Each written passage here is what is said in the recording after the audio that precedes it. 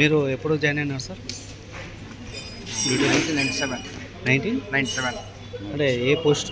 కండక్టర్గానే కండక్టర్గా join అయ్యి కండక్టర్గా retired అవుతున్నాను. అంటే ఇక్కడ ఏ ఊర్లో జాయిన్ అయినారు? ఇక్కడ బుకే డిపోలోనే సిన్స్ అపార్ట్మెంట్ ఆర్డర్ నుంచి బుకే డిపోలో పనిచేస్తున్నాను. ఎన్ని ఇయర్స్ మొత్తం మీ మొత్తం సర్వీస్? 27 సంవత్సరాల 6 నెలలు ఒకే యూనియన్లో ఉన్నాను, ఒకే డిపోలో ఉన్నాను. A union? యూనియన్ పేరు? Employees union. ఎంప్లాయీస్. 28 సంవత్సరాల 6 నెలలు ఆబ్సెంట్ కాకుండా డ్యూటీ చేశాను.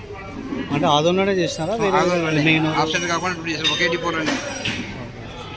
No absent, no suspension, no remove.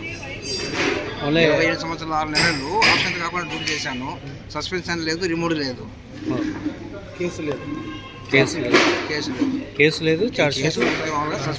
Suspend case లేవు, సస్పెండ్ లేదు, రిమూవ్ లేదు.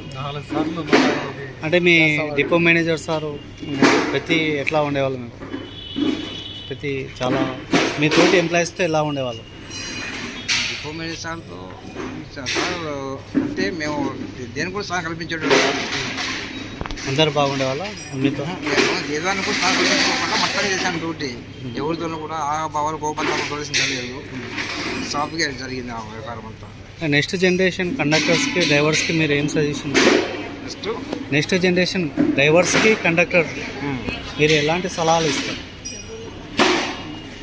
ఇప్పుడు కూడా అహాభావ కోపాలతో ప్రదర్శించకుండా నవ్వుకుండా చేయాలని చెప్తాను అందరికీ. అహాభావ కోపాలతో ప్రదర్శించకుండా, కన్ను ఊరుమకుండా గట్టిగా అటువంటి చేస్తే ఎక్కువ కాలం డ్యూటీ చేయలేరు కండక్టర్. కండక్టర్ పోస్ట్ అంటే డబ్బుతో కూడుకుపోయింది. అది చాలా రకరకాల పర్సన్తో మాట్లాడాల్సి వస్తుంది. ఎలా డీల్ చేయాలి నెక్స్ట్ జనరేషన్ వాళ్ళకి?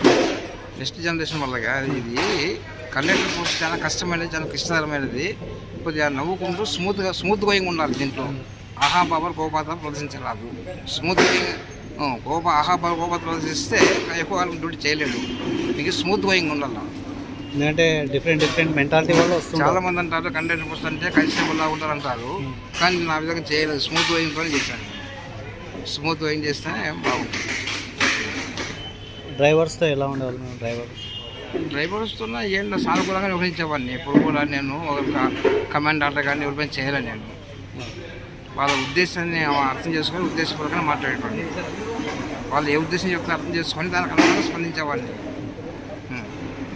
ఎప్పుడు నాది జరగాలి, నాది నడచాలని బాగుంది ఎప్పుడు ప్రదర్శించాలి. మీ పేరు సార్? మా పేరు టీ అంపయ్య. ఆదోని. అదే.